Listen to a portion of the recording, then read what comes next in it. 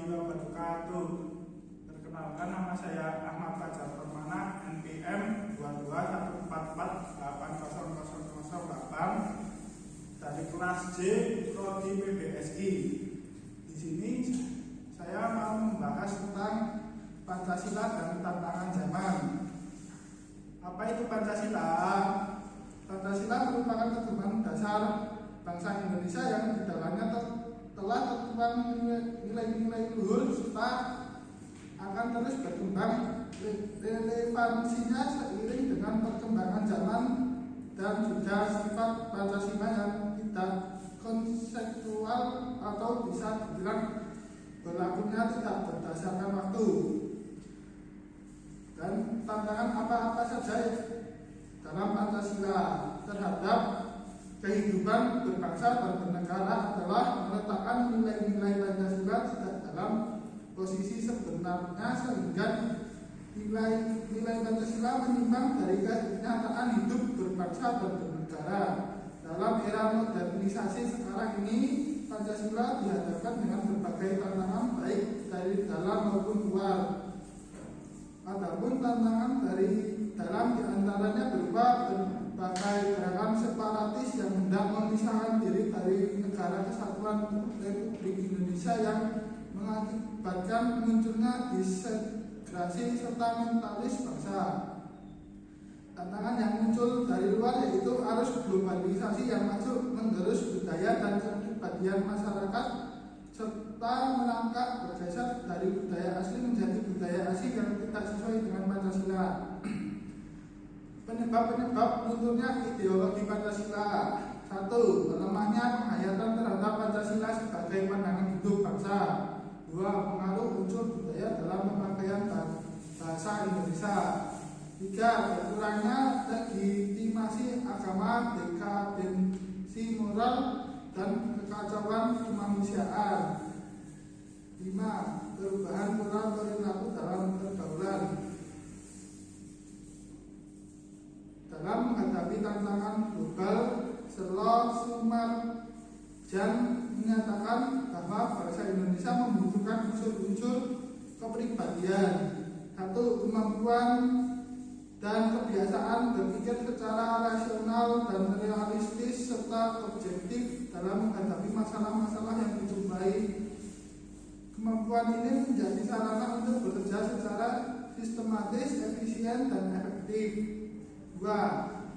Kesadaran akan hak dan kewajiban bagi warga masyarakat dan warga negara untuk berperilaku yang tidak melanggar nilai-nilai sosial dan kaidah-kaidah hukum. 3. Memiliki rasa harga diri dan kepercayaan pada diri sendiri untuk ikut serta dalam tata masyarakat yang diwarnai dengan sistem bersaing. 4. Memiliki pengetahuan yang luas dan suatu keahlian yang ditekuni secara profesional. 5. Mempunyai cita-cita hidup yang ingin dicapai melalui segala jalan yang sah dan etis yang dapat dibenarkan.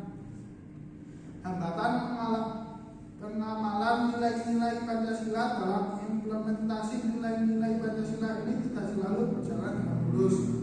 Banyak hambatan yang terjadi. Hambatan ini terjadi karena proses globalisasi begitu cepat setelah Perang Dunia Kedua. Masyarakat ini cenderung berorientasi pada nilai dating dari luar.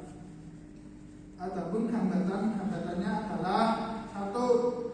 Pada sila pertama ketuhanan yang Maha Esa masih terasa ada gangguan dengan munculnya terorisme, perusakan tempat ibadah, paham-paham aliran sesat dan lain-lain yang jelas bertentangan dengan nilai tersirat dalam sila pertama yaitu toleransi antar umat beragama. 2. Pada sila kedua kemanusiaan yang adil dan beradab, di Indonesia masih terdapat perbuatan yang tidak manusiawi seperti penganiayaan terhadap anak sendiri, majikan kepada pembantunya, dan lain-lain. Hal ini bertentangan dengan prinsip kemanusiaan yang mengedepankan kasih sayang sesama manusia dan rasa saling menghormati antar manusia. 3. Pada sila ketiga Persatuan Indonesia, banyak sekali daerah-daerah yang ingin melepaskan diri dari Negara Kesatuan Republik Indonesia. Juga perang perang antar suku, antar daerah, antar desa hanya karena masalah sepele. 4. Pancasila keempat, kerakyatan yang dipimpin oleh hikmat kebijaksanaan dalam permusyawaratan perwakilan dalam mengambil keputusan. Kalangan atas masih mengutamakan kepentingan sendiri tanpa memikirkan nasib rakyat kecil. Hal ini sangat bertolak belakang dengan tujuan dewan perwakilan sebagai wakil rakyat mengutamakan kepentingan rakyat. 5. Pancasila kelima, keadilan sosial bagi seluruh rakyat Indonesia tanpa sekali ketidakadilan yang terjadi di Indonesia, seperti kasus penyuapan terhadap hakim. Kesimpulan, permasalahan-permasalahan yang terjadi di Indonesia saat ini menunjukkan bahwa usaha membangun kebersamaan dalam persatuan dan persatuan bangsa Indonesia berdasarkan ideologi Pancasila selama ini belum berhasil sepenuhnya.